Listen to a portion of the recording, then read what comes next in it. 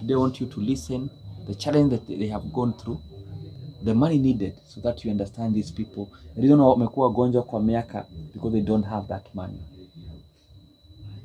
We are here to walk with them. I'll start with my brother hapa because tuko kwake Githurai 45 Ruiru constituency, tuko kwake ndio ametuhost na amepitia changamoto. But let's get to hear how he started na zile challenges anapitia. Habari yako? Sana. Nataka tuanzie hii ugonjwa ilianza aje haswa na zile changamoto umekuwa ukipitia. Hii ugonjwa ilikuja tu ghafla. Ilianza tu kidogo, nilikuwa tu kitu kidogo, hata ukiniangalia unaweza fikiria nimeweka kitu kwa mdomo na haikuwa inaniuma. Sasa ikaanza tu hivyo polepole, karibu 1 year hiyo kitu imegrow tu hivyo, ikakuja tu ikagrow once kubwa. Sasa changamoto yenye napitia saa hii, siwezi kula nayo. Chakula yenye nakula, nakunywa chai na uji, na ikuwe uji strong. Mkate naweza weka kwa chai ndio nikule, hiyo ndio kitu yenye nakula. Kitu ya kutafuna siwezi tafuna. Juu saa hii mali imefika hapo, hii meno za huku chini imeua yote. Imebakia tu hiyo ya juu, na hii ya chini ndio inatafuna kitu.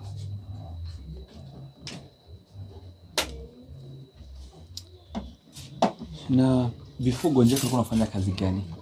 Before nigonjeke, mimi ni painter. Nafanya kazi ya rangi ya nyumba. Ndio nilikuwa nafanya mbeleni. Sasa hii siwezi fanya kazi ngumu ya hii ugonjwa. Nikiinama nasikia kuzunguzungu, siwezi fanya kazi ngumu. Kazi ngumu siwezi fanya kabisa.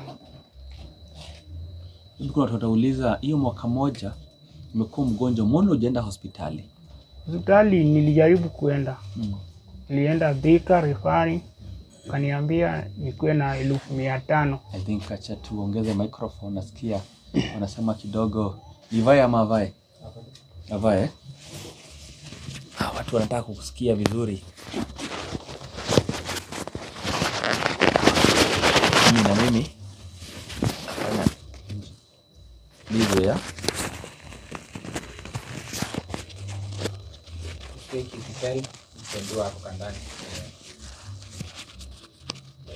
sawa. On iko off, is not on. Hiyo inata watai wake iko sawa. So ulikuwa unaendelea. Hospitali nilijaribu kuenda Thika referring. Referring Thika waliniambia nikuwe na 1500. 500. Yeah. Nikarudi nikapiga hesabu 1500 na kazi yenye nafanya. Hata kaa 1 year siwezi save hata 100 juu mimi ndio baba kwa hii nyumba na mimi ndio baba nyumbani. Mimi ndio familia na watu wangu. Sasa hiyo 500 nilipiga hesabu siwezi pata. Nikajaribu Nairobi Hospital. Nairobi Hospital waliniambia 1600. Kae nayo ndio wanifanyie hiyo operation. Hii plate peke yake ni 200. Na hizo nini zingine. So that's why we are here. The reason hajakuwa mgonjwa vile anasema ni finances. Na this guy kumuitisha hata sio 500 600. Hiyo plate 200,000. Hizo kuna pesa ngapi yenye umesave kwa mfuko? Kwa mfuko? Sasa hizi sema nimesave kitu juu siendi kazi. Siendi kazi juu sasa hizi siwezi fanya kazi. Sasa hii sina kitu chochote sina. Yeah. It's tough because anasema ana nakumbuka juzi alikuwa hospitali na mpaka fare hakuwa nayo, mpaka pesa ya kukula nikutumia ilikuwa 900. So unapata ikiingia kwa familia kama hii lazima ni walk nao. Naambia tu sita make sure wamesaidika mpaka nataka ku celebrate the wife amekuwa naye akiwa na hiyo ugonjwa, a young girl, a young lady, na watu wengi wamwambia chai na yeye, but mimi nasema she is a hero and we want to make sure that after tumefanya surgery yake tusaidie mpaka, because wife alifika mpaka form 4, yeye at least akupata fanikiwa kufika form 4, alifika class 8, but wife amefika form 4 na aliniambia daktari, pia ukimsaidia nipate kazi tashukuru sana. The wife now is the one who is working. She's getting around 300 per day. Anafanya kazi kule Rosambu. Na 100 inaishia transport. Anabaki na 200. 200 ndio chakula, ndio nyumba, ndio dawa, ndio kila kitu. Can you imagine 200 per day? 200 ndio anakula. That's why nataka kumcelebrate, nimwambie if kama una job unaweza pay out deni. Na atatuongelesha pia. Tumezile changamoto wanapitia. But we are here so that we can work with this family to make sure wamesaidika. Mmenipea assignment. Nienda for after a week. Hiyo mniulize daktari, tulikuwa na ule mgonjwa amesaidika, because what we do kama Save a Life, we promise and deliver. We show them before and after. That's our strength, making sure that tumonesha this guy, tuombe support after a week or 2, mniulize mulifika wapi, and we are here to make sure amesaidika. We are here to make sure amepata usaidizi. So nataka kuongea na Wakenya before tuongee na Timothy. Uambie zile changamoto unapitia na uambie wakusaidie. Wasikie sauti yako. Ni Wakenya, mimi nawaomba munisaidie, hata mimi nikae kama nyinyi. Hiyo 10 bob yako 5 bob yenye utaniwekea mimi nitakushukuru, upate matibabu. Changamoto yenye napitia ni ngumu, sio rahisi vile. Juu sasa sina kazi, siwezi enda kazi. Wewe ndiye anaenda kazi, yenye daktari amekuambia ni hivyo. Mkinisaidia Wakenya nipate hivyo, hata mimi nikuwe kama nyinyi, nitawashukuru. Nitawapigia asante sana.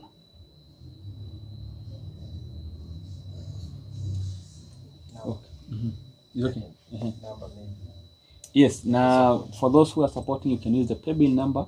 That's the organization number. That is our paybill number, 600054, account when you write save. 600054, account you write save. That's a paybill number. And what we do as Save a Life, si atupeani pesa. Si mgonjwa style kumpea pesa. We don't do that. We ensure amesaidika. We take that responsibility as the organization to make sure amesaidika. We have done a lot. We have done a lot, from kumtafutia SHA, kumulipia that investigation and all that, mpaka tununue your plate, mwangalia daktari and all that, mpaka make sure amesaidia. Apende kupea watu pesa. Now we take that responsibility as Save a Life. Yeah, tena. The paybill number is 600054, account save. Account save. And maybe you want to see what we do, you can check us online. We are doing amazing work. We are doing amazing work. We take responsibility working with these people. And I can assure you, after a week, look for me. Ask me how he's doing, because I know to deliver. So, is it painful? Kuna uchungu? Uchungu kitambo sikuwa nasikia uchungu. Sasa hii nasikia uchungu juu imeua hizi meno zote za chini. Kwa maana siwezi kula kitu, na kunywa tu hiyo chai, na hiyo chai kuwe chai, isikuwe chai baridi na isikuwe chai moto. Kuwe tu hiyo warm. Na baba na maybe wazazi wanasema aje kuhusu ugonjwa? Wazazi wenye mimi nilisema mbeleni, mimi ndio mzazi. Mimi ndio baba na mimi ndio mama. Mama kwa wapi na baba kwa wapi? Walikufa wote. Sasa nikabaki tu hivi. It's quite sad, but this is the reality, and Save a Life is a story that we normally face. Normally, maybe that's a good question. Ugonjwa uletwa na nini? And venye alieleza ilianza kama pimple. Maybe kidogo tu ilianza aje. Hii ugonjwa venye ilianza tu kidogo na huko ndani. Ukiniangalia unaweza fikiria nakula sweet. Na si sweet. Sasa demo unakaa nayo akuumi ndio ina grow. Sasa ikagrow ikafika hapo. Normally wewe unasema nini alikuwa anakuambia unakula mogoka? Kuna wenye walikuwa wanakula, kuna wenye walikuwa wanasema ati nimeweka mguka, kuna wenye wanasema ati nimeweka dawa, kuna wenye wanasema ati niliiba kitu ya mtu akaniroga. Na hii si urogi, hii ni ugonjwa. Hata mimi bado sijaelewa ni nini, lakini ni ugonjwa, si mguka. So as you heard that hii ugonjwa inaanza kama pimple, ni kama keloids, na inaweza kuwa imekuwa trigger na vitu mingi. Unasikia because nimesaidia wengi wako na kama hii ugonjwa. Mimi nakwambia Lena katolewa meno ikaanza kama infection. Ikaanza tu kidogo. Ngine tu ilianza tu kidogo tu. Una assume tu kidogo kidogo imekuwa kubwa. Na normally hizi surgeries zinakuwa very expensive because lazima ya kwa hiyo plate. Na wanafanywa na very few doctors, maxi official surgeons. Unapata they are very few. Wengi wako hapa Nairobi. Kaunti mingi hazina madaktari. They are very few. And as you heard, this is the guy from Kisumu. I've been working with him for a few weeks now. Na nimeona at least there is hope. And I know by next week ndawapea good news. So tuzidi kumuombea. And again nahitaji maombi na finances. Maombi na finances. Because you can imagine they are quite expensive surgeries, yeah? And that's what we do as Save a Life. Tufanye surgery kidogo, those complex cases ndio tuna highlight. Tunasaidia thousands of cases. So as I told you, I have another guy. This guy is from kule Nakuru County, Subukia. I've not met him. This is the first time I met him today early morning. Alikuja jana. Asubuhi tumeshinda kule hospitali. Tulikuwa na mpaka na yeye tuko kule Jumuiya ndio wanafanya surgery. So tulikuwa leo tukaanza investigation na amepigwa scan moja na imekuwa ready. Daktari atuambia because lazima angalie sasa ashaona penye mgonjwa imefika. Na plate ile implant wamepima, wametupea size yake. What was waiting was now lazima afanye kitango biopsy. But because biopsy a lot of time alikuwa amefanya biopsy but imekuwa ni ya kitambo kidogo. Tunasema turudie. So we are doing something called nani ingine? FNA. Tufanya FNA. Sasa hiyo ndio FNA inachukua almost 2 days. Confirm ni cancerous alafu tufanye hiyo surgery. So that's what is waiting. Haiko pale kwa hospitali, so tumetumwa Upper Hill. So asubuhi tunarauka na mpaka Upper Hill. Because nilimwambia arudi nyumbani, vile amekuja na amefika kwangu, to make sure amesaidika. And that's what we do at Save a Life. So again, this case, God willing, Mungu akitupia grace, I know pia huyo atarudi Nakuru kama amefanyiwa surgery. Na pia kuna changamoto mingi because the mother alikatwa mguu, aligonjeka. Aliniambia leo the brother pia kwa bed. Kuna challenges far from ya kuwa mgonjwa. And pia nasikia baby pia alienda because aligonjeka. Napitia challenges. But sisi kama Save a Life ni watu kama hawa hope. Tutembea nao, tuna make sure wamesaidika. So Timothy is here, and Timothy, I'm positive that Timothy atarudi nyumbani kama amefanywa surgery. And no God atupe hiyo grace. Timothy. Salimia wa Kenya. Waambie ile challenge unapitia. Okay, thank you very much my fellow Kenyans. Kwa majina naitwa Timothy Murege Njoroge. Na sauti yangu naongea haikuwa hivyo tangu zamani. Hii ni kitu ambayo kulingana na ile biopsy ya kwanza wanasemaga ni tumor ilikuwa 2014. Wakati ilitokea, wacha niseme inakuwa ni kama kauvimbe kidogo, mpaka your friends, those people wenye unameet wanakuulizaga kwani umefura meno. Unaambia mimi sitakula. Nataka kuambia tu my fellow countrymen, my friends, yalianza. Nikaenda hivyo 6 months, nikafanyiwa biopsy ya kwanza 2014 ambayo saa hii haiwezi, sio valid, lazima itarudiwa tena. Sasa wakati nilikuwa naendelea wakasema itaisha.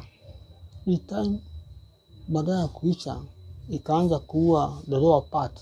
Hiyo ndio tabia ya choma. Hii ugonjwa tabia yake ni kuua na kuharibu hii mfupa ya chini. Ndio mnasikia hata sauti haitoki vizuri. Sasa Dr. Muremi juzi alikuwa ana communicate na mimi na akaongea na masita. Akasema anataka niende nifanyiwe surgery Nairobi. Okay, nikamwambia daktari mimi hata ticket sina. Akatuma basi. Jana saa 2 leo ndio nilikuwa nampigia simu nikamwambia daktari nimefika pale Huruma Jumuiya. Mahali ulikuwa unasema unataka nifanyiwe surgery. Sasa wakati daktari alikuja alienda shughuli almost immediately. Nikapigwa ile scan inaitwa CT, a very expensive scan, ambao ilikuwa inaonyesha vile niko pande hii. Sasa tukasonga, huwa zina take a lot of time, manake surgery ya pande ya kichwa inakuwa very sensitive and very expensive. Okay, nikamaliziwa kufanyiwa CT scan pande yote. Hata kesho in the morning ndio naenda kuangaliwa tena. Baada hiyo biopsy kuna kitu daktari ameelezea nitaangaliwa. Siwezi fanyiwa surgery kabla hawajaangalia kama ni cancer ama sio cancer. So I'm waiting. Kesho nikishamaliza shughuli by Friday nitafanyiwa surgery kulingana na mipango ya Dr. Karimi na wale ma experts wako pale Jumuiya. Kwa hivyo Kenya daktari amenisimamia mambo mengi, na kesho tuko na mambo ya kuangalia mambo yangu kama ni cancer ndio niingie kwa dieta. Kuna malipo mengine ambao sasa haitasimamia, ambao safe life itabidi wagharimie. Very expensive. Kwa hivyo Wakenya nawaomba support, manake by Monday God wishes mimi nitakuwa mtu tofauti na vile mnaniona. Manake nimekuwa nikijaribu kutafuta vile nitatoa mshipa, imekuwa sio fruitful, manake it's a very expensive process, ambao wewe mwenyewe ukiambiwa utoe pesa na unasumbuliwa na mwili ufanye kazi vizuri, kuna stress, mengi zingine natoa damu, unaumwa na kichwa, unakuwa huwezi perform kwa kazi. These are effects yenye ziko. Daktari anajua sauti yangu haikuwa hivyo, lakini saa ingine ina deteriorate. Hata huwa anasema anajaribu, manake nikiongea kwa simu huwa anajaribu sana kunisikiza. Ama sio daktari? Kweli. Saa ingine sauti inakuwa sio clear, lakini unasikia very clear. Kwa hiyo nitashukuru sana kwa wenye support, manake ile process imebaki ni ya mwisho, ambapo God by Monday nikirudi nyumbani sitakuwa after 1 year labda nitakuwa na perform na kufanya kazi kama vile nilizaliwa. Manake kitu kama hii ni mbaya. Usiwahi cheka mtu, sio kurogo, sio nini, ni mambo tu huwa inakuta mtu. Ambapo sasa hii hapa Kenya haujapata mtu ambaye anajitolea kufanya hiyo kazi. Serikali yenyewe haiwezi saa ingine kwa afford kulipia, manake ni expensive. Nimesema hii surgery inachukua pesa mingi, manake inakuwa sensitive, ni very careful, inaenda kwa polepole. Kwa hivyo naomba Kenya ama wenye wanatusikiza, niko kwa stage karibu 2 za mwisho. By Friday huenda nikafanyiwa surgery, because kuna vitu zitanunuliwa na Revive Life ambayo ni very expensive, like plate ambayo nitawekwa is costing more than around 200k kulingana na ile quotation daktari alikuwa ametuonyesha. So thank you mwenye atani support, na after that ningependa niongee msikie kama hiyo sauti itabadilika. Unajua ni mtu akisha tolewa hii kitu, unajua hii sauti inabadilika, inaanza kuwa very clear. So daktari, nikifaulu nafikiria hata Wakenya wataona na macho. Manake this is before and after. I'll also thank my fellow Kenyans for supporting me. Asante sana daktari. Thank you. And by the way, mimi najua nitakuonesha wale tumesaidia inakuwa takubwa zaidi na wanabadilika hata wewe jua. So najua utasaidika. Na sasa unabebanga unakoga na hii nini mask unavaa kwa nini? Mask kwa nilivaa manake unaona hii mdomo vile pande ya chini imekufa, lazima ufunike aibu. Kuna mtu ataona vibao na muongelesha na wewe ni mgonjwa mdomo. Kwa hivyo mimi nakwambia kitu kweli, ndio tunavaa nini? Mask. Ndio kuondoa nini ile aibu. Lakini hapo nikishafanywa surgery, utaingia nao. Taweka chini mara moja. Kweli. Kwa sababu after 1 year nitawekwa artificial teeth na kuendelea na maisha kama kawaida. It's very sad, and sometimes when I listen to these stories I normally shed tears. Mimi ulia, by the way, because it's not easy. From hata hajaniambia, but the sister aliniambia this guy was he was a manager, senior manager Nakumatt back then, senior manager. He was doing very well, but unajua ugonjwa unakujia kila mtu, si kupenda kwake, ugonjwa unaingilia mtu wote. He was doing very well back then. He's still young, by the way, and ugonjwa ikaingia unarudisha nyuma, and he was working very hard working. Someone anakuambia alipanda Nakumatt atakuwa senior supervisor, so nakwambia mtu wa kujituma, but ugonjwa ikaingia kabadilisha maisha yake. Na baadaye nikwambia wala madaktari walikwambia ati tutakunywa dawa iishe, walikudanganya. I have been working with so many people kama ugonjwa wengine wanaambiwa nenda waombewe itaisha. No, I'm not saying prayers ni mbaya, but mimi naambiaga watu enda hospitali, fanywa surgery, ombewa, yes, ombewa, enda hospitali, because pia madaktari wako pale, Mungu ameweka hapo, and fanywa surgery na uendelee na maombi.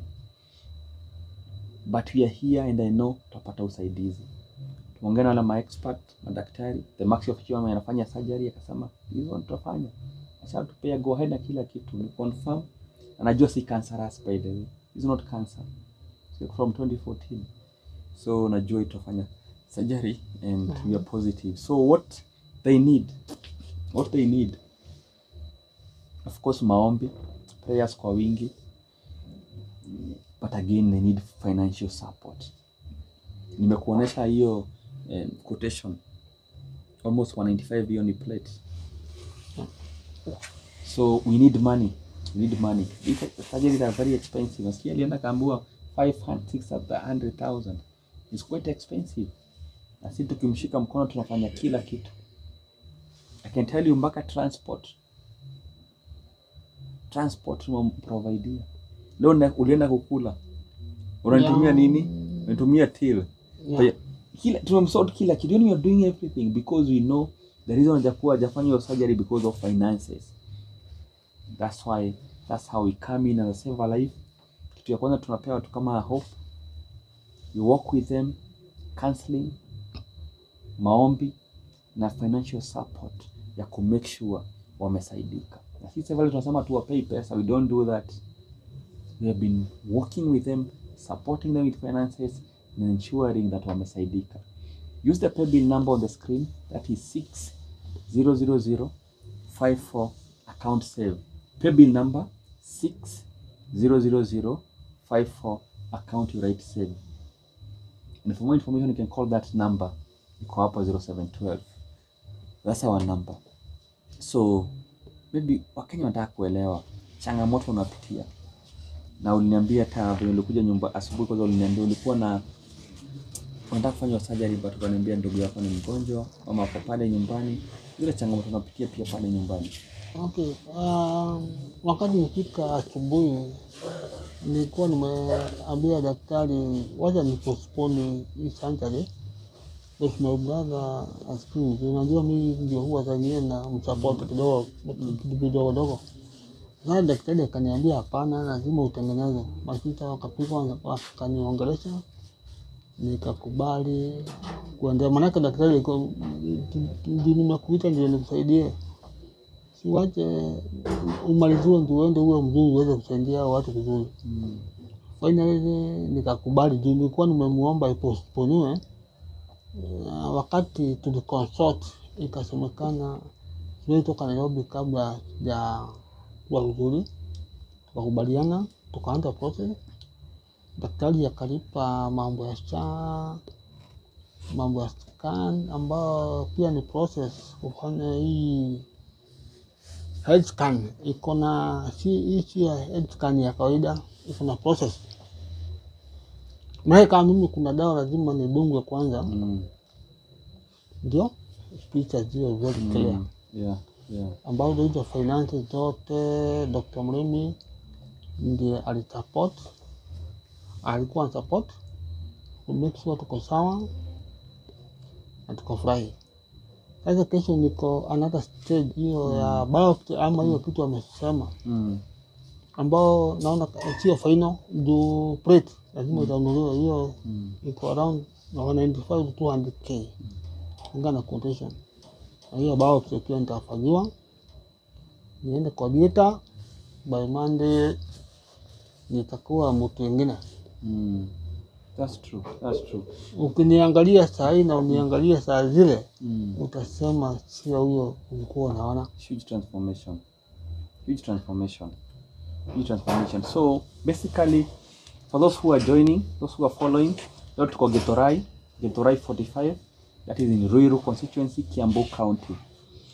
And my call to action again to the government, because I've been doing this for quite some time, and nasema SHA may improve by the way, but kuna vitu ninge highlight two things. Ile changamoto napitia nikisaidia these people is that it's not covering for investigation. The scan that we are doing today, the single scan is almost 15,000. Moja. Walifanya pia 15,000. Then kuna sasa pia unametuma bado tunalipa cash. You find that is a lot of money needed. This plate, this implant, I wish the government pia ifike mahali that SHA, that you can walk in someone like him amelipa SHA upon investigation for free, atukue hizo picha na hiyo SHA, then pia because for those investigation we are paying cash. Alafu sasa ambiwe pia implant ikuwe covered na SHA, so utajua huyu mtu amesaidika. Kuna quite improvement, but I'm also pushing that they can do more, because watu kama wamekuwa gonjwa because of finances. Anafika pale anambua wewe lazima ufanye uanzie scan, fanya hii, fanya MRI, fanya biopsy, do this, you know. Wewe tena urudi kwa mfuko. Wakiambiwa hivyo wanapotea. I wish we'll get there. Unataka implant hiko, ukitaka kupigwa picha hiko. I'm praying that we'll get there. But of course kuna improvement, but tujafika hapo. That's why tunafanya hii kazi, and I know Wakenya tushikana tuwasaidie. And maybe tukimalizia my appeal is to all Kenyans that people of goodwill. Call to action is 3 things. Kitu ya kwanza, of course, maombi ni muhimu. We need finances, pesa za kuwalipia. Na kama ndo zajitolea sema hiyo chuma ndanunua, mwingine sema I'll take care of the surgery, mwingine sema tujitolee tu, mwingine sema this guy before because haizi kuwa admitted hospitali mpaka kila kitu kuwe cleared mzee yote, so haizi kuwa lazima tumulipie mahali alale. Mwingine sema nda sponsor hiyo kurudi nyumbani. Then kuna after, because this is a major surgery, lazima kuna after, kuna clinic, lazima tuwalk naye mpaka pone kabisa. Is not a small surgery. It takes like sometimes 6 hours, almost the whole day. Then you'll walk with them mpaka pate. Nasikia mpaka akiwa pale nyumbani, mama ni mgonjwa, your mom is hayuko sawa, si ndio? Your brother and all that. So yeye ndio tegemeo, ndio tegemeo. So I wish we can do this together. We can do this together. Mtu ajitolee. And this surgery we'll be doing at Jumuiya Huruma Hospital. And I want to appreciate the management ya hospitali. We have done so many surgeries there. In fact, as we talk now, I have a guy from Butula, Busia. Alikuwa na kilos all over. Alikuwa mgonjwa for again over 10 years. Alikopa pesa ya hospitali. Nikamchukua kule Butula, nikamleta hapa, ameshafanywa surgery. Na wengine wengi tumesaidia pale. And in fact, there is another guy and again ameadmitiwa leo. My guy anafanywa surgery maybe leo usiku ama kesho. And again, this guy is from Githurai, where anafanywa surgery. And you're doing a lot to save a life. So basically, let's unite for this. And humanity, it is in us. That's why we are different from humans, from animals. We are different from animals. Tuko na hiyo utu. That's why you find someone kitu imeenda mbaya, unasikia uchungu kwa mtu maybe binadamu anateseka. Because we are different. I wish we can learn to sacrifice, because no one who can live like an island. Kwa tumebarikiwa na resources, wengine na talent, wengine na skills. That's why we want to unite to make save our lives, a big community of people who care. As I told you, I have never seen him meet leo. This guy is from Kisumu. Sio wetu, but nimejitolea kutembea na yeye. Na tumesaidia wengine wengi. So basically tukimaliza, before tuende kwa my brother hapa, I want to talk to Kenyans and not to be personal. You tell pale nyumbani uko nyumbani, bibi pia alitoka. Ugonjwa ili affect ama? Okay, for the Kenyans, shida kama hizi zinakupitisha kwa changamoto chungu mzima. Ukitaka utaona unatorokwa. Utabaki ukishikiliwa na labda wale wazee na wengine hawezi. So hizo ni changamoto ambazo nimekuwa hata mimi nazipitia. Hasa kwa upande wa performance yangu ya kufanya kazi na njia sangine unaumwa na meno, system inauma pande ya chini. Kumwaga damu especially hiyo ndio mbaya. Kuna wakati huwa zina break. Zina break, najua. Unakuta damu inatoka mpaka unasikia kwani kitu itaniondoa ama nini? Siwache itolewa. Nikishafanywa surgery hizo sijaanza itaisha. Because you also looking back. Dr. Kremi anajua. Kwa unaweza kaa sometime usikie damu inatoka, unapoteza damu mingi. So Kenyans wa support. Nikishafanywa surgery hizo shida zitaisha. Zitaisha.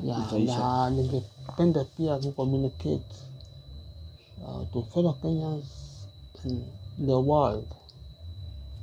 Ukishaona uko na shida ya juu, take it very serious. Usingoje itembee sana. You take action very fast. Ukiacha itembee inakuwa, the more inatembea the more inakuwa very expensive. Very expensive. Kama is very expensive. Yeah, manake hata ukienda kwa madaktari wenye wanafanya hiyo portfolio, they are very expensive doctors. And when umesema normally, unaenda kwa hospitali ya nyumbani unaambiwa rudi. What are you, because you know they don't have a maxi-official surgeon. Because ukienda kwa local hospitals Mm. unatumwa kwa sub county. Yes. Tumo sub county unaenda level 5. Mm. Level 5 now experts are very few. Mm. And mimi In some wakati counties that hakuna no kuna the county surgeon. zingine Hakuna. wakati mimi nilianza kuongeka 2014 kulikuwa na challenges because wale experts walikuwa Very few. kwa kaunti yetu walikuwa hawajajua vizuri ile kitu nafaa kufanyiwa. Mm. Ni kama kubahatisha, na hao ndio walinifanyia bautu wakasema itaisha. Sasa hivi alaki watu wameelevuka, wale tuko na ma experts kama wenye wako Jumia ambao sasa hivi wanafanya hii surgery very very successful. Kwa hivyo mimi nashukuru daktari kwa kuweza kuwa ukitafuta experts. Kwa hiyo ndio ile kitu imekuwa changamoto kuona ule mtu anakuuza hii system na unakaa live. By the way, ameongea vizuri because normally you find getting that expert is very very hard. Yeah. It is not easy to access them. Unapata kupata nao specialist na kupata finances. Yeah. Upande wa expert ndio ulikuwa na changamoto. Juu sio watu wengi wanajua kudeni na Yeah, I know. hii part ya kichwa. Maana inakuwa ni part ambayo ni sensitive. Yeah. Na imebeba mambo mengi. And when you go to our work, you'll find that we have done so many surgeries kama hizi. So at least niko na madaktari wako nafanya nao job. Na niko na the senior most and Dr. Mesha Kunguti, who is our senior maxi official. I think he's the best in the country, and we have others, so many. And now we are working with Jumuia. They have again amazing doctors. Yeah, amazing doctors. And ukiona hawa watu wako mikononi yetu, mjue they are safe na to ensure wamesaidika. And for me, I can promise them, niwaambie atawaachilia, to make sure kama this guy staki enda nyumbani Nakuru kama hajasaidika, this guy naye staki kumwachilia kama hajasaidika, to make sure amesaidika. We'll do whatever it takes to make sure amesaidika. For those who are following, you can use the paybill number 600054, account right save. And again, I want to talk to people who are in a relationship, be it a man, be it a lady. Kama umekuwa na mtu wako amegonjeka, my friend, this is a time that anakuhitaji zaidi. Usiache mtu because amegonjeka. It's very bad. They mentioned this guy was doing very well. Alikuwa senior guy in Nakumatt those days. Hagonjeka, nasikia mpaka the wife is not there because ana finance na amekuwa mgonjwa. If either you are dating, either you are married, your person akigonjeka, my friend, hiyo time ndo nakuhitaji zaidi. Usiwahi muacha. By the way, usiwahi muacha hiyo time.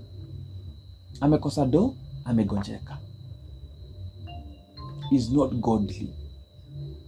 Is unethical kuacha mtu hiyo time kama hiyo. Is not okay. It's me nikiona watu wameacha wakiwa wagonjwa. You need to support them. And today I want to celebrate the wife of this guy. Amekuwa na yeye, hizi ndio ana end of breadwinner na kila kitu. I want to again tusikie sauti yake, tuone vile tunaweza msaidia pia kumcelebrate.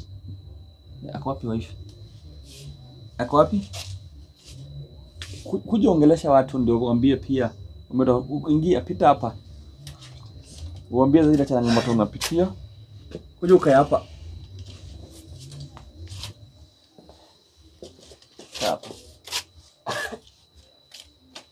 So, this is the wife, and for me I choose to celebrate her. She's amazing. She has done well. Tutuambie jina lako, tutuambie zile changamoto umekuwa ukipitia.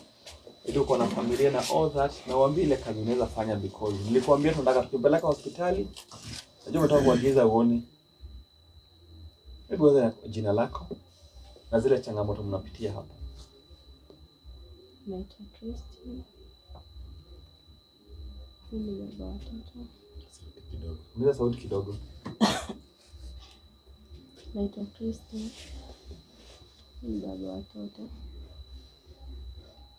Yale ambayo tumepitia hapa tangu aanze kuwa mgonjwa. Mimi nilipata kama ni kadogo, hata sikujua kama inaweza fika hivi.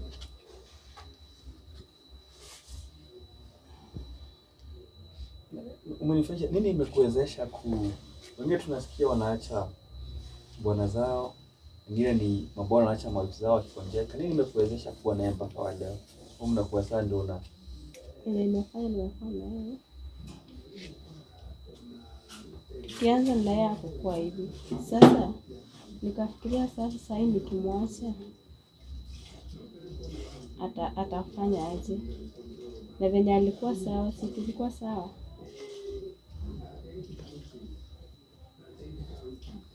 na unafanya kazi gani? Unapata pesa ngapi? Una manageaje hiyo pesa? Mimi nafanya kazi ya hoteli. Nalipa 300. Sasa 200 nachukua kutumia hapa. So 100 ni fare kwenda na kurudi. Hiyo ndio tunakula, ndio tunaandika na nyumba, ndio watoto shule pia. Nataka watu wasaidie aje. Naomba wanaotuangalia saa hii Wakenya wenzangu, simama na yeye basi akapate kupona. Na mimi pia nilisoma nikatoka form 4 but school fees ikakosekana ya kuendelea. Nilipata C-. Sasa nawaomba mwenye anaweza kuwa na kazi anaweza nipatie nifanye, ndio nisaidie na hawa pia. Ugonjwa yake imerudisha nyuma aje? Hiyo ugonjwa yake hata huko nyumbani hajajenga juu. Sasa pesa anapata kidogo, anaenda hospitali, madawa kidogo tunakula, saa zingine hatuna kitu. Sasa ile time siko na kazi, sasa yeye ndiye alikuwa anatafuta, saa zingine anakosa, saa zingine anapata kidogo, ndio tunashughulika nayo.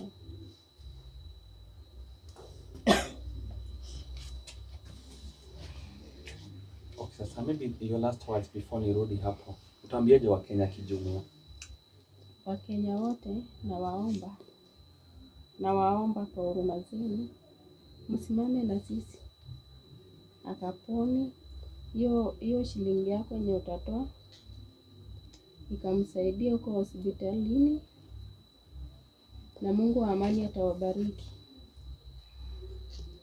Thank you. Sawa. Asante sana. Nichukue mic.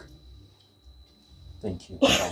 Najua tumekuweka sana, unafaa kuwa umelala juu ya kesho urauke, but we are here for my brother hapa.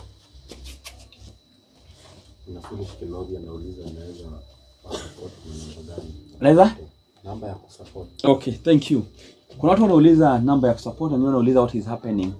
Na wale wanauliza hizo maswali, tuko Githurai leo 45. Na tuko na my brother hapa ametoka kule mahali kunaitwa Subukia. Ndio Timothy nani? Njoroge. Yeah. Timothy Njoroge. This guy is from Nyakach, Kisumu. Na tuko kwake leo. That's the wife. Wife anaitwa nani? Christine nani? Naliaka. I celebrate Naliaka. Na tumekuja leo tuwasaidie because tumeanza journey now. Leo tumeshinda hospitali, tulikuwa tunafanya investigation, mapicha, mascan and all that. Shino tunamalizia yake tushamaliza. Ikusolotiwa surgery inaweza kuwa kesho ama kesho kutwa. Na kuna hiyo implant chuma inawekwa because what happens ni wanakata hii nyama yote wanatoa mfupa yote na hiyo meno wanatoa, na wanatoa hiyo tumor because imekula hiyo jaw yote. So watu yote wanaweka implant. Implant ni almost 200,000. And we are here requesting you, begging you to support us because they don't have the money. Hope yao ni mimi na wewe, ingetuachia Mungu. You can use the paybill number on the screen. Hapo chini imetagiwa. Kuna hiyo paybill number 600054 600054, account you write save. For more information you can use this number 0712. Number iko hapo. So number ni 0712 736 518 0712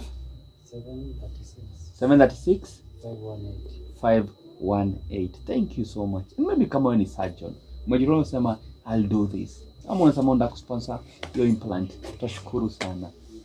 So call to action is to support us with finances, ideas how we can fundraise.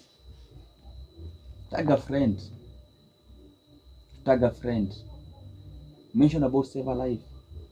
We want Save a Life to be a big community, a community that cares.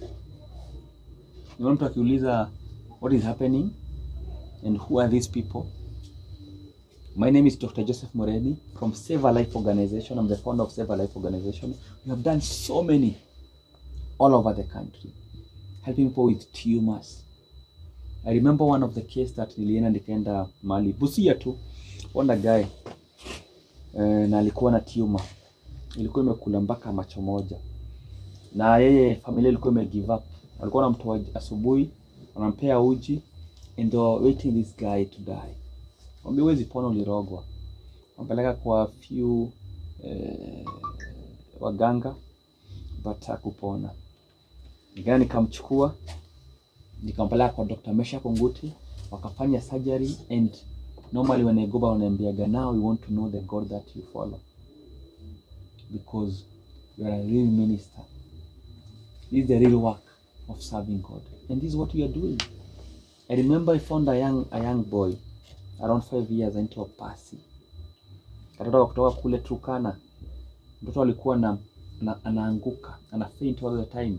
Ukiwa na jua ana faint, ukiwa na baridi the same. And the community, because one day kuna pastor rafiki yangu, mama akagive up na ule mtoto. Hapo mtoto alirogwa, akaenda kumtupa kwa River Takwel. And wakanikola kaniambia kuna mama anataka kutupa mtoto hapa, kuna tumor kutoka kwa kichwa kuja mpaka kwa macho. Nikaenda kule Turkana, nikachukua ule mtoto nikakuja naye Nairobi. I remember I took the mother, anaongea Kiswahili, mpaka baba anaongea Kiswahili kidogo. Nikapeleka hapa Gertrude. I was with them for 2 months. And you know what? Nilipeleka mtoto nyumbani kama amepona kabisa. And through this young boy, we were able again to sponsor few people in that community kuwapeleka shule. And one is the girl that from alikuwa ameolewa akiwa around 12 years. Wamrudisha shule, hizi yako shule endelea vizuri. And this is what we are doing. We have amazing testimonies of what Save a Life is doing. United, we can do a lot. So we bring people together, we fundraise, and we work with such people because they cannot afford. Lastly, maybe let me tell this story. Amazing testimony. I think you want to mention. A girl called Mogaka from Kisii. Na Mogaka aligonjeka kuwa na tumor kubwa sana. Familia wakasema umerogwa. You are stigma because familia imtaki, community imtaki. Akaenda kule Narok kwa forest. Alikuwa anaishi kwa forest committee for years. So when niliitwa nikamtembelea kwa forest, nikachukua Mogaka, nikampeleka hospitali again kwa Dr. Mesha Konguti, akamfanya surgery, Mogaka arudi kule mtaa. Mogaka is now working. Mogaka akaokoka, and Mogaka has a family. And this is what we are doing. This is what we are doing. Recently I went to West Pokot. Kapata jamaa itwa Wafula. Alikuwa na kilos all over. Alikuwa driver, because ya kunuka akafukuzwa kazi, alikuwa nyumbani. Bibi akaambiwa huyu jamaa hawezi kaa na yeye, muache. Remember I took Wafula nikampeleka kwa daktari, Dr. Mesha Konguti. Wakatoa zile kilos. Wafula is doing well and he's back to hustle. And this is what we are doing as Save a Life. We are indeed transforming lives. And by then, I don't think kuna any politician who is doing what we are doing today. We are indeed transforming lives in a big way. And I'm happy to be used by God as a tool to serve Him. Amazing testimonies. Amazing transformation. We have some, tumejengea kama mother from Nakuru. Na watoto watatu, mmoja alikuwa na kufanywa surgery ya mguu. Tukampeleka hospitali akafanywa surgery. Kuna watoto walikuwa naye wako na special needs, tukashughulikia pia, tukamjengea nyumba. Almost 3 bedroom.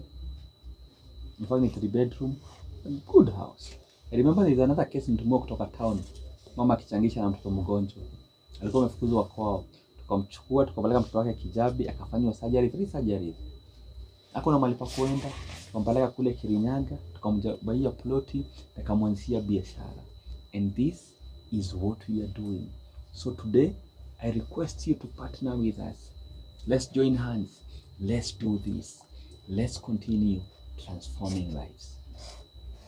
My parting shot is may God bless you. Ile kidogo konayo, Mungu akuzidishie, because giving is not wasting. Giving is planting a seed that will keep to harvest, will continue to harvest. For those who believe in the big book, in the Bible, the Bible says that Mungu akibariki ubariki 4 generations. Mungu akikasi ukasi 4 generations. I have a friend of mine alikuwa anaitwa Mzee Ng'ethe. Mzee Ng'ethe aliniambia, my son, ukitaka kubarikiwa, understand the secret of giving. The more you give, the more you receive. But if you hold this way, unapata, you're not receiving. But if you understand the secret of giving, you continue to receive. Mungu atazidi kukubless. I know economy ni mbaya, but you can sacrifice ile kidogo konayo. Be it 100, be it 50, 1,000, whatever you have. Be a blessing to these people. Has been sick for over 10 years, almost 12 years. Challenge in finances. He has been sick for over 1 year. Kimwambia tafute 200,000, 500,000. You can see this where he lives. Nyumba unalipa pesa ngapi? Kosi. Nyumba unalipa pesa ngapi? 3,000. 3,000. Wengine ananiambia mpaka wanalala njaa na watoto wawili. This is the reality. This is the reality. This is the reality. But anyway, thank you for your support and your parting shot. Ukimaliza utaambiaje wa Kenya? Mimi wa Kenya wenye wananisikiza saa hii, Kenya naweza sema munisaidie irudi hali yangu ya kitambo. Hiyo shilingi 5 yenye mtaniwekea, shilingi 10, 20 yenu, hiyo 100, mimi nitakushukuru. Munisaidie. Hata mimi beleni nisaidie hao familia. Yeah. Sometimes I feel like shedding tears when I listen to their stories. And it's traumatizing because I go all over the country and I hear such stories. Na when nikitoka hapa by the way jamaa ananipigia simu ananiambia surgery ni lini? Anajua surgery anafanya. Ananipea pressure. Ananipea pressure. It's quite traumatizing. I do go for the briefing because it's not easy. It's not easy. Tukimalizia Mr. Timothy, tuambiaje? Okay. Fellow Kenyans, ningeomba kulingana na vile Dr. Mulini ameelezea. Mimi nimebakisha kichuma about it's also expensive, na pia kuna gharama ambazo za kulala, traveling ambazo nimewekelea daktari ndiye anasimamia. Kama nikukula hii najua nitakula nini. Kwa hivyo mimi naomba kesho natakana kumaliza hiyo process ndio Friday niende nifanyie hiyo surgery. If God wishes, on Monday on Saturday nitakuwa mtu tofauti. Manake kila kitu mpango ni vitu ndogo zimebaki. So fellow countrymen all over the world, support me. Thank you. And for those who are following and usiwe check mtu because ni mgonjwa. I told you this guy was doing very well. Sasa kuna ugonjwa. Kuna watu wananiambia huyu kuna siku karibu wampiga wanasema ni mwizi. Wanasema wanakuita mwizi. Wanasemaga aje? Hata hapo kwa barabara ukitembea, yani like ukikutana na mtu anaficha simu yake juu anakuona, anafikiria ati wewe ni mwizi juu anakuona venye umekaa. Na mimi bado sijaiba kitu ya mtu, mimi si mwizi. Kuna hata matuzi shaituzana na watu kwa barabara juu mtu anakuangalia mpaka gari anakuja haoni gari, yeye anakuangalia lakini ile gari yenye itakuumiza haoni. Juzi nilitukana na jamaa fulani hapo kwa barabara. Nilikuwa nangoja gari niende Roysambu. Akakuja akasimama mbele yangu, akaanza kuniangalia. Kamuuliza, bro, kwa nini unaniangalia hivyo? Nimeiba nini? Ama kwa nini unaniangalia hivyo? Wewe alinijibu nisimuletee uchawi ya kwetu. Sasa hiyo kitu iliniudhi sana. Pole. Sana. Pole. Sasa mimi naomba Wakenya munisaidie. Pole. And that's why I'm saying that if you know someone who is sick, someone who is not okay, be it disability, be it ugonjwa, usiwaicheka mtu, by the way. We are all sisi wote ni candidates wa ugonjwa. Mtu anaweza gonjeka, by the way. Sio unadhiwe ni special hizi gonjeka. Ilianza tu kidogo. You can imagine a year ago, the young man is only 30. Ilianza tu hivyo. So anyway, that's why I'm saying that tuishi pamoja in harmony with love. Usiwaiona mtu akiwa mgonjwa umuone ni hule. No. Si kupenda kwake, akupiga magoti akaitisha ugonjwa. La. Tuombe, tuwa support, and like these people, because is a chronic. Wanakuwaga na temper. Timothy aniharakisha, tujapatana lakini kwa simu ananikimbisha marathon. Unajua uko na depression, wanapitia challenges. Timothy alikuwa ananiambia hospitali tunaenda lini? Ananikimbisha marathon Tujai meet, wanakimbisha marathon. Because wanakasirika haraka. This guy, wife alikuwa ananiambia nakasirika, anakuja kwa nyumba amekasirika. Why? Because watu wamemwangalia, wamemtusi, hiyo stigma. Unapata wanapitia a lot. Wanapitia a lot. So wako na temper iko very high. Because what they are going through is not easy. So let's understand them, let's support them, and let's love them. The first thing I do is save a life before hata nimsaidia mwambiaga, you know what? Utapona. Nampea hope. Utapona. We'll walk with you. Hata ikuwe tuambia utapona. Don't worry. So even kama uko pale nyumbani wewe ni mgonjwa, don't worry. Even if ni cancer, keep fighting. Cancer is a monster. Let's keep fighting. Let's keep going. Na kama you know someone ni mgonjwa, mpe motisha. Usiwahi muua. Wengine wanaambia wewe huwezi pona. Wengine walikuwa wanamuuliza, wewe wanangoja akufe. Atakufa, atapona. Lastly, nikimaliza.